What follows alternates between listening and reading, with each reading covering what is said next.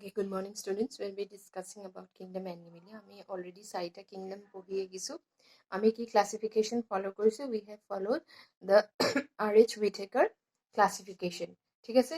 সেই classification, 5 kingdom classification আমি চাৰিটা already পঢ়িলো. আজি last which is kingdom Animalia we'll discuss today. So kingdom Animalia include all animals. So first characteristic তোমালোকে ক'ব লাগিব যে it is multicellular. মানে আমাৰ বডিটো one cell নহয়, কি হয়? Millions of cells আছে হয় কেইবাটাও cells আছে কাৰণে our body is multicellular.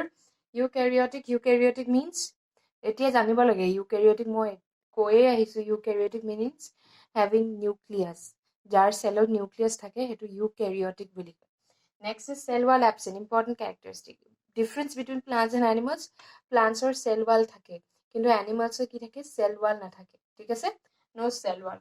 Heterotrophic and holozoic mode of nutrition. Heterotrophic means they cannot prepare food. Amar chlorophyll নাই কাৰণে আমি food prepare কৰিব নোৱাৰো. So we depend upon others. We eat. হয়নে আমি herbivores হয়, carnivores হয়, omnivores হয়. হয়নে holozoic মানে eat solid food matter. ঠিক আছে solid বস্তু খায়. Next, so mobility means mobile মানে movable. হয়নে that means all animals can move. Organization এতিয়া animals বুলি ক'লে সৰু এনিমেলছৰ পৰা ডাঙৰ এনিমেলছলৈকে কনচিডাৰ কৰা হয় ঠিক আছে সৰু which includes from ধৰি লোৱা পৰিফেৰাৰ পৰা এতিয়া কৰ্ডেটছ তাৰমানে আমাৰ হিউমেনছলৈকে কিমান ৰেঞ্জ আছে এনিমেলছৰ okay there are different range সেই ৰেঞ্জটোত কি different varieties of body organisation পোৱা যায় কিছুমানৰ বডি অকল চেলেদি বনিছে that means no' tissues only cells next টিচুৱেদি বনিছে মানে আৰু এটা কথা মনত পেলাই দিওঁ এটা চেল হলে এটা চেল আৰু সেই একেটা চেল একেলগে লগ লাগি তেনেকুৱা একেটা ভেৰাইটিৰ চেল একেলগে লগ লাগি forms tissues okay cell same type of cell forming tissues again from tissues forming different organs যেনে হাৰ্টৰ বেলেগ টিস্যু হ'ব লাংছৰ বেলেগ টিস্যু হ'ব so the tissues all club together to form organs.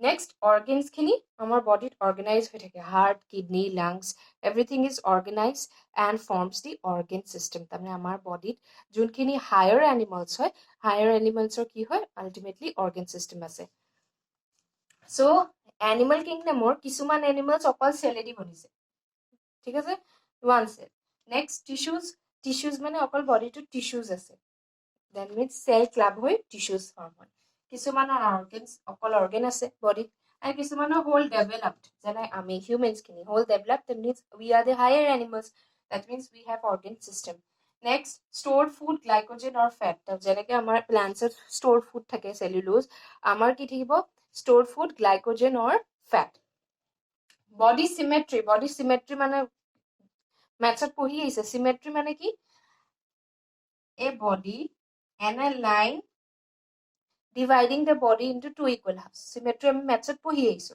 নে তেনেকে body symmetry similarity in arrangement of parts and two sides of a main axis তাৰমানে আমি animals to চাম আৰু animals to equally divide এডাল symmetry আছে নে নাই সেইটো চাম so animals may have three type of symmetry কিছুমানৰ বা asymmetrical কিছুমানৰ radial কিছুমানৰ bilateral asymmetrical means the body has no line of symmetry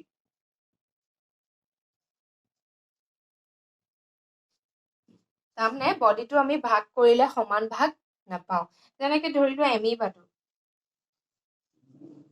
এমিবাটো আমি ভাগ কৰিলে কেতিয়াও সমান ভাগ নাপাম মিৰৰ ইমেজ আমি নাপাওঁ that is asymmetrical radial means a body which is divided into many axis কেইবাটালো থাকে radial symmetry তাৰমানে আমি এইখিনি যদি এডাল মেইন এক্সিস কাটি দিওঁ আমি এই দুটা ইকুৱেল হাফ পালো mirror image then if we cut like this also আমি ইয়াতো mirror image পালো if we cut like this also mirror image তাৰমানে many lines of symmetry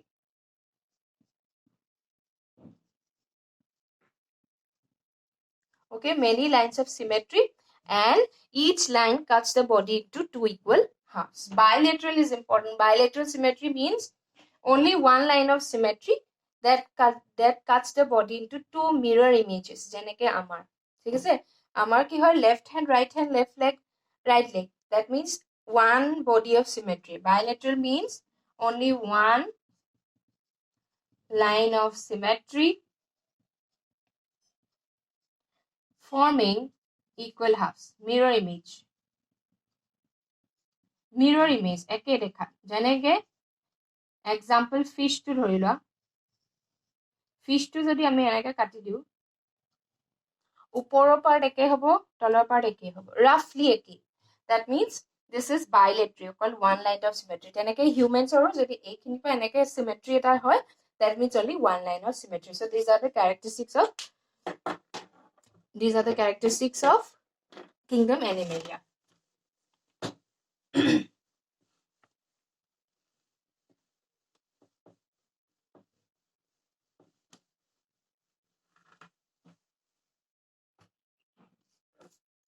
Next classification ami pohi. Classification to sub kingdom er ami classification pohi aisu.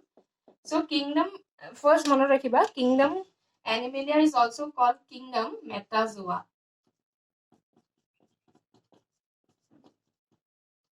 Kingdom Animalia aru eta naam Metazoa. Why? Because it is multicellular, eukaryotic and no cell one. Main reason hetu. Jodi question ahe porikhat, why kingdom Animalia is also called kingdom Metazoa, you'll have to say because it doesn't have cell one, it is multicellular and eukaryotic, tamne nucleus ase. Eta kingdom Metazoa, that means kingdom Animalia eketai hoy, is divided into two groups. Two groups. First is called Parazoa and second is called Eumetazoa.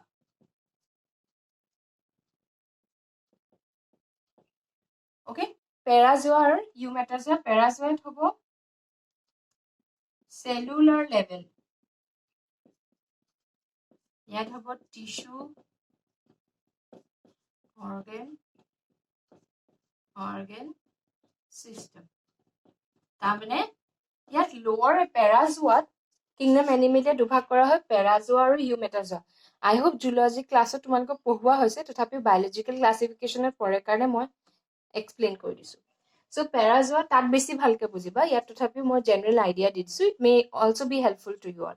First is Parazoa, that means organisms which are lower cellular level. Tamne tissues nai, organ system nai. The animals which are cellular, that means only composed of a single cell and or number of cells and do not form tissues. Because they are lower organisms. Eumetazoa mane baki higher animals khini. Starting from tissue level, jar body all tissues ase. Organ jar body only organs and organ system. Okay, that means highly developed, like humans. Highly developed, we have different organs, heart, lungs, kidney, etc. Okay, different organs. So ami ki pohi aislu first chapter to mono pelwa. First chapter ki hoy jay kingdom or pasot ki hai phylum. Ebo mono rakhiba, kingdom or pasot next taxon to ki phylum. Hole etia ami kingdom Animalia to ami divide korim into phylum. That means kingdom Animalia is divided into 11 phylum. Okay, 11th phylum bhag kora hoise. First is Porifera, Coelenterata,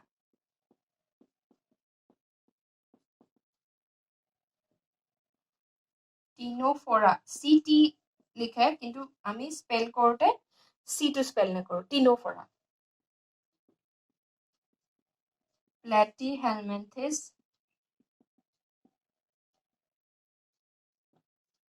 Aschelminthes,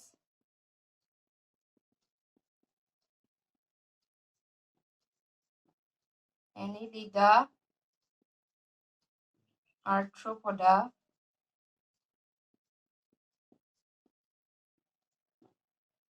Mollusca,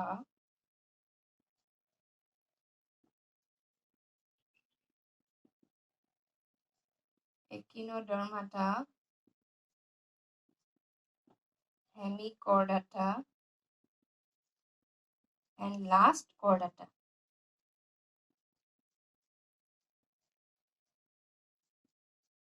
okay 11টা গ্ৰুপত ভাগ কৰা হৈছে এইখিনি zoology ক্লাছত ইনো classification পঢ়াইছে steel মই গোটেইখিনি কি আছে ক'বলৈ নাযাওঁ কিন্তু কি হৈ যাব ফাৰ্স্ট গ্ৰুপটো দুটা গ্ৰুপত ভাগ কৰা হয় সেলুলাৰ আৰু tissue organ system level next 11টা ফাইলেমত ভাগ কৰা হয় পৰিফেৰা সিলেন্টাৰিটা টিনোফেৰা প্লাটিহেলমিনথেছ এস্কেলমেনথেছ এনিলিডা আৰ্থ্ৰোপোডা মোলাস্কা একিনোডাৰ্মাটা হেমিকৰ্ডাটা আৰু কৰডাটা এতিয়া আমি চাম যে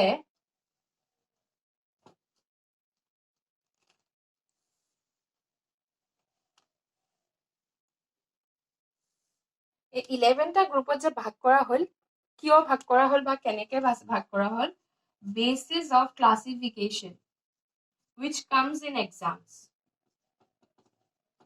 basis of classification মানে আমি কি characters consider কৰি আমি হে গ্ৰুপটো বনাইছো কি characters consider কৰিছো first আমি চাম as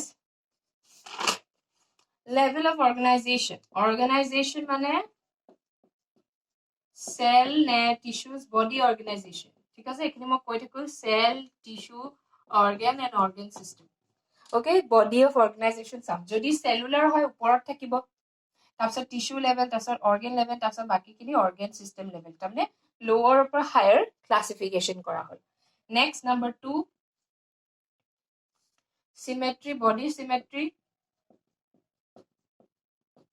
body symmetry কি কৈছিলো symmetry means line dividing the organisms into equal halves okay left and right halves body symmetry বুলি কয় যেনিবা পৰিফেৰাৰ কি হয় এমিবা কি পৰিফেৰা খিনি সবতকে লোৱাৰ তাহাতৰ কি হৈ যাব body symmetry নাথাকে ঠিক আছে তাৰমানে আমি equal halvesত ভাগ কৰিব নোৱাৰ so it is included in the low upper level তাৰপিছত লাহে লাহে body symmetries আমি বেলেগ symmetry দেখিম আৰু last chordata that means আমি খিনি chordata আমি দেখিম যে bilateral symmetry exactly two equal halves left side right side so body symmetry হৈ গল next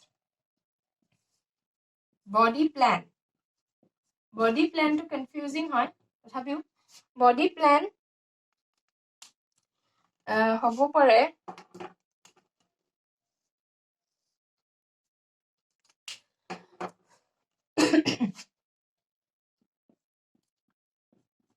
cell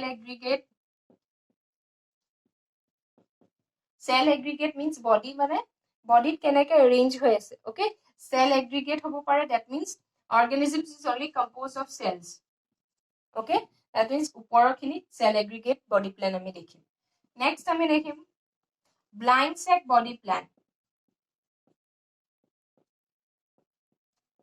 blind sac body plan ত কি হয় there is only one opening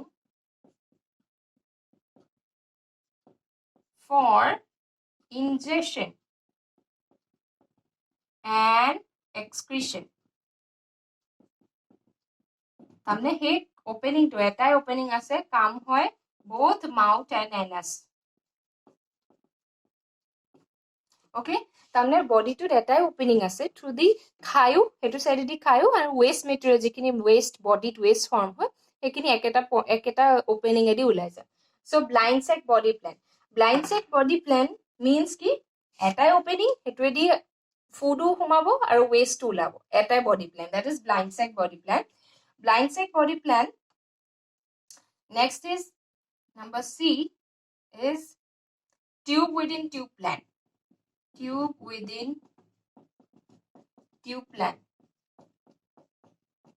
এটো ইয়াতকে অলপ হায়াৰ হ'ব that means two openings থাকিব mouth and anus okay separate opening eta opening di food ingestion মানে injection taking in food আৰু এটা nitrogen যিখিনি waste body produce হয় সেইখিনি anus এদি ওলাই যাব okay tube within tube plan to দুই প্ৰকাৰৰ হ'ব পাৰে first is protostomas and next is deuterostomas এখিনি বুজি লোৱা নহলে দিগদাৰ হ'ব পাছত so protostomas কি হয় first mouth develops because আমি blind sac কি পঢ়িলো দুটা openings পালো mouth and anus so protostoma কি হ'ব mouth develops first then anus তাৰমানে যেতিয়া গ্ৰো হৈ থাকে এমব্ৰায়নিক ডেভেলপটো হয় ঠিক আছে এটা এনিমেল জাইগোট জাইগোটৰ পাছত এমব্ৰায়ো পঢ়ি আহিছা ক্লাছ 10ত ঠিক আছে এইখিনি জানিব নালাগে basic knowledge you all have learned so during the embryo development the mouth is developed and then the anus is developed okay next here opposite first anus developed next mouth okay hegita ami yat sam next is number 4 coelom coelom হয়তো মেমে পঢ়াইছে zoology মেমে coelom means body cavity এটা space হয় between the intestine between the stomach and the body wall আমাৰ stomach আৰু body wall মাজত gap আছে filled with liquids ঠিক আছে সেই গ্যাপটোকে সিলোম বুলি কয় okay এটা coelom means body cavity body cavity between intestinal wall and ধৰি লোৱা এটো body হল এখিনি stomach টো হল এইখিনি এই গ্যাপটো this is called as coelom the coelom দুই প্ৰকাৰৰ হ'ব পাৰে acoelomate that means jar coelom নাই space নাই body next pseudocoelomate and coelomate pseudo means false coelom আৰু coelomate means true coelom মই ভালকে নোট দিয়া আছে এটা just understand it write the note again watch the videos if you do not understand so coelom on the basis of presence and absence of coelom the organisms can be grouped into three types acoelomate or coelom nai pseudocoelomate that means false coelom proper coelom nai and next coelomate that means true coelom with which have a peritoneum layer true coelomer এইটোৱে characteristics যে এটা peritoneum layer থাকে next point ভালকে বুজিবা next is germ layers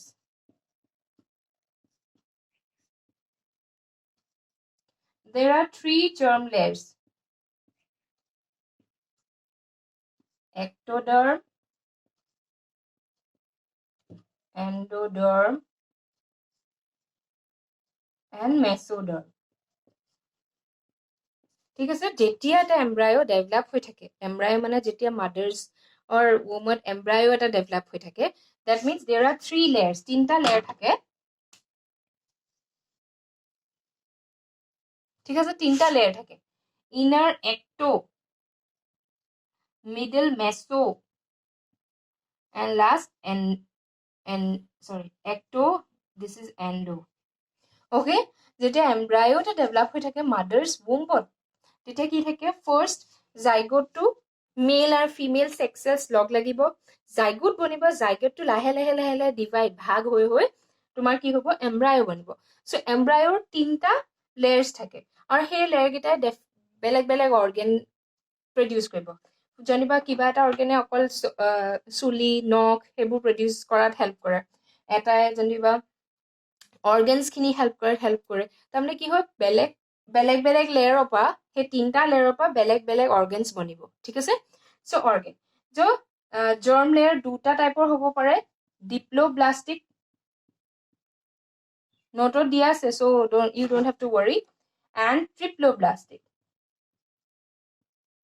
diploblastic in which the only two germ layers are present ectoderm and endoderm আৰু triploblastic that means three germ layers are present ectoderm endoderm and mesoderm আৰু যেটো coelom পঢ়িছো coelom মেসোডাৰ্ম আৰু এন্ডোডাৰ্মৰ মাজৰ গ্যাপটো তাৰমানে সিলোমটো উলালে এনেকৈ ওলাব এটো বাহিৰৰ এন্ডো একটো চাৰিটা ৰিংস ফৰ্ম হ'ব একেবাৰে ভিতৰটো হৈ যাব একটো তাৰপিছত মাজতে সিলোমটো থাকে সিলোম তাৰপিছত মেসো আৰু তাৰপিছত এন্ডোডার্ম হেতু এটা স্পেস এমব্রায়োনিক ডেভেলপমেন্ট ঠিক আছে এতিয়া আমি এইটা ক্লাসিফিকেশন পঢ়িলো so we'll arrange all this first peripheral cellular level তাৰমানে cells এই দুটা tissue level only tissues এইখিনি লেকে organ platyhelminthisৰ লেকে organ মই লিখি দিছো বাৰু এইটো হৈ যাব only cell এইটো হৈ যাব tissue level এই দুটা হ'ব organ আৰু এইখিনি তললৈকে হৈ যাব organ system. তাৰমানে বডিত বেলেগ বেলেগ organ system আছে. তাৰপিছত ইয়াত যেনেকৈ আমি পঢ়িছিলোঁ protostomas আৰু deuterostomas. Protostomas means mouth develops first, then anus. Here anus develops first, then mouth. So here mollusca leke এইখিনিৰ পৰা Escalmantis পৰা molar leke protostomas. That means ইয়াত mouth আগত develop হ'ব. আৰু এই তিনটা লাষ্টৰ তিনটা deuterostomas. That means আগতে anus হ'ব তাৰপিছত mouth. So we come to the end of this chapter. If you have any doubts, please ask me in the WhatsApp group.